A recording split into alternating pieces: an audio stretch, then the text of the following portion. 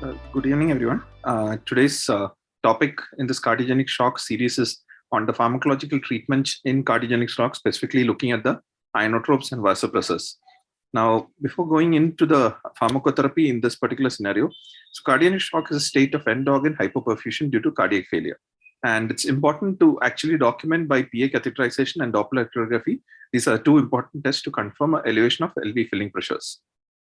Now, persistent hypotension, systolic blood pressure less than 80 or mean arterial pressure 30 millimeter lower from the baseline. Severe reduction in cardiac index is less than 1.8 liters without support or less than 2 to 2.2 with support.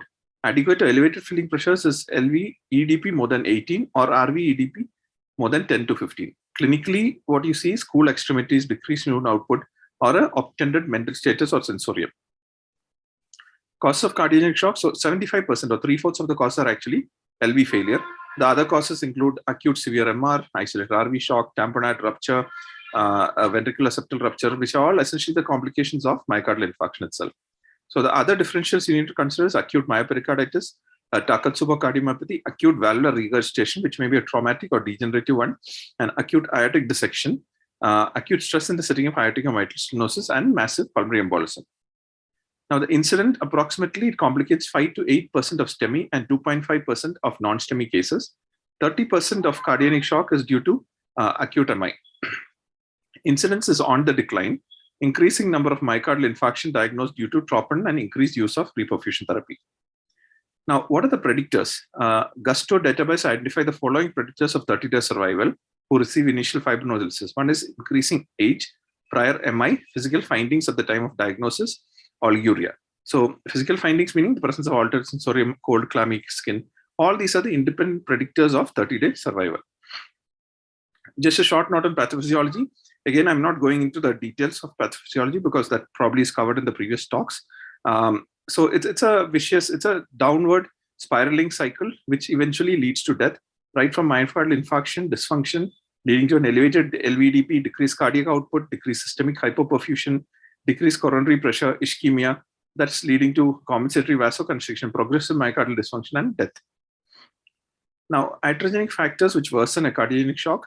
So, coronary occlusion, which can cause compensatory tachycardia, RV infarction, which increases RV-EDP, decreased LV compliance, increased PCWP, decreased cardiac output. This causes a redistribution of intravascular volume, leading to pulmonary edema and lower cardiac output. And this causes hypotension and cardiogenic shock. RV infarction increases the RVDP, like I said, more than 10 to 15, increases the RV diastolic volume, shift of intraventricular septum towards the LV, and impairment of LV filling. So coming to treatment, now antithrombotic therapy in an acute MI, of course, the treatment for the primary cause is important. Specifically, you have to look at hemodynamic assessment. Now, ideally, PA catheterization is very important in this scenario because it gives you a lot of information on how to treat the patient in this particular situation. And of course, non-invasive Doppler measurement of mitral deceleration time is highly predictive of pulmonary capillary pressure more than 20. And volume management, so intravenous fluid replacement based on PCWP, arterial oxygen saturation, systemic arterial pressure, and cardiac output. Usual value of cardiogenic shock is between 18 to 25 millimeter Hg. Now, the pharmacological support, which is the main topic for today, it's inotropic and vasopressor agents in the lowest possible doses. Higher doses lead to a poorer survival. So very high doses is not a good indicator. In fact, that leads to a higher mortality and poorer survival. ACC-AHA guidelines recommend norepinephrine for more severe hypotension because of its high potency. So what is an inotrope? These are agents that alter the force and strength of myocardial contractility, which regulates a patient heart rate, BP, and force of contraction. Vasopressors are sympathomimetic drugs that mimics the effects of sympathetic nervous system. They cause vascular smooth muscle vasoconstriction. Vasodilators relax the smooth muscle in blood vessels, which causes the vessel to dilate. Dilatation of arterial vessels leads to a reduction in systemic vascular resistance, which leads to a fall in arterial blood pressure. And dilatation of venous vessels decreases the venous blood pressure. Now, this is just a distribution of all the receptors which are seen, which is alpha-1, beta-1, beta-2, dopaminergic, and the V1, V2 receptors. And what is the location? What are the primary action? Again, just briefly saying, alpha-1 is vascular smooth muscle, beta-1 found in the heart and intestinal smooth muscle, beta-2 is in the bronchial, vascular, and uterine smooth muscle, Dopaminergic is in the renal and mesenteric vessels. V1, V2 in the vascular smooth. V1 is in vascular smooth muscle. V2 is found in the renal collecting duct. And these are the effective action of these particular receptors. It's important to know these receptors and its location and mechanism so that you can target these particular receptors by giving inotropes and vasopressors. Now, the classical inotropic agents are divided into beta agonists, phosphodiesterase 3 inhibitors, and calcium sensitizers. Beta agonists include dobutamine, which is a beta 1 more than beta 2 more than alpha agonist. So dose is 2 to 20. Inotropy is 2 plus, rest of the things is 1 plus. Tachyarrhythmia, hypotension, headache can occur. Dopamine is a dopa more than beta more than alpha in high doses. So renal dose is less than 3. 3 to 5 is the inotropic effect, and more than 5 causes vasoconstriction. So norepinephrine is beta 1 more than alpha more than beta 2. 0.2 to 10 mics per kg per minute is the dose. Epinephrine, beta 1 more than beta 2 more than alpha. So this is 0.05 to 0.5 mics, and that's a mechanism of action. Now coming to phosphodiesterase 3, which is milrinone, PDE3 inhibition. Dose is 0.375 to 0.75 plus bolus dose of 25 to 75 micrograms per kg. Its primary action is vasodilatation. Calcium sensitizer is levosimendan, which is a calcium sensitizer. It causes opening of vascular K channels, inhibition in high doses. Again, the dose is 0.05 to 0.2 micrograms. And again, it causes vasodilatation. Now, looking at the clinical indication, adrenaline, the main primary is shock, which is cardiogenic or vasodilatory shock. Cardiac arrest, bronchospasm, primarily, as I mentioned, alpha 3 and beta 1. Noradrenaline is in shock, again, cardiogenic or vasodilatory, low cardiac output. Primary action is on alpha 1. Dobutamine is in low cardiac output, like decompensated heart failure. Cardiogenic shock, but provided your MAP is more than 65 to 70. And then beta 1 and beta 2. Now, isoprenaline, heart block, and bradyarrhythmias is mainly on beta 1, beta 2. Metaraminol is acute hypotension, primarily on alpha 1. Vasopressin is shock, again, cardiogenic and vasodilatory, primarily on the V1, V2. The novel agents that are used, two, which is omecamtiv mecarbil, which is a cardiac myosin activator. Since its mechanism is independent of calcium, AMP, and adrenergic pathway, it can be used as an alternative to milrinone and levosimendan in heart failure patients who are taking beta blockers. SERCA2A modulation, which is a gene therapy using AAV, which is the adenovirus associated SERCA ATPase, is also useful in this particular scenario.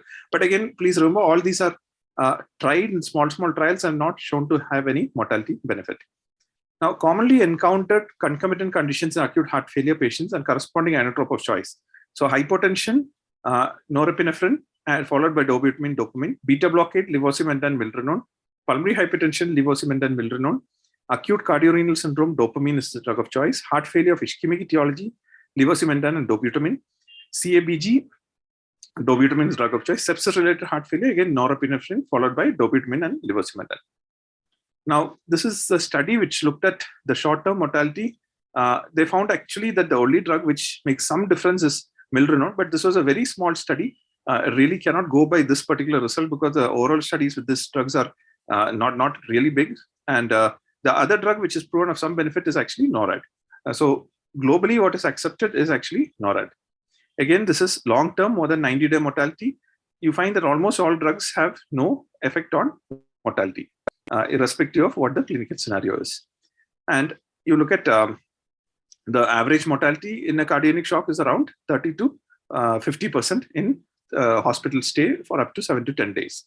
This is comparing norepinephrine and dopamine, suggesting that norepinephrine is slightly better in 30-day survival. Hypovolemic shock, cardiogenic shock is where norepinephrine is preferred. Hypovolemic shock, fluids followed by both can be given. Septic shock, again, norepinephrine slightly more preferred. The ESC 2017 guidelines for the management of AMI in patients presenting with ST elevation recommended dobutamine as the initial therapy. In predominantly low cardiac output, it's a class 2B recommendation. Noradrenaline is recommended in cardiogenic shock and severe hypotension bar hypoperfusion based on one study reporting a lower rate of arrhythmias and a trend toward lower mortality compared with dopamine in a subgroup analysis. Now, vasopressin and epinephrine can be used as add-on in this particular scenario. Now, practical recommendations. So you have acute heart failure with hypoperfusion.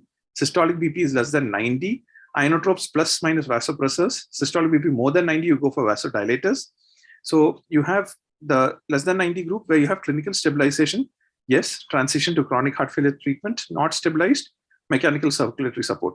More than 90 vasodilators, stabilized, transition to treatment, not stabilized, you add on inotropes, clinical stabilization, then not stabilized, go into mechanical circulatory support. I'm not going into mechanical circulatory support, that is beyond the scope of this particular discussion. So you have, this is a proposed therapeutic scheme for patients in cardiogenic shock. Now, MAP less than 65, EF less than 40, or cardiac index less than 1.8. RV dysfunction and elevated pulmonary vascular resistance, yes. Begin milrinone or levosimendan associated norepinephrine. If not, begin dobutamine. And the MAP is more than 65, continue previous treatment. If it is not, norepinephrine should be added. Less than 65, vasopressin as a third inotrope. Here, MAP remains more than 65, continuous previous treatment. Not less than 65, you add vasopressin. And still not controlled, you think of a mechanical support device. So what should we do about STEMI cardiogenic shock? So of course, the primary treatment is important. emergency angiography and revascularization, primary PCI preferably, all patients less than 75 years.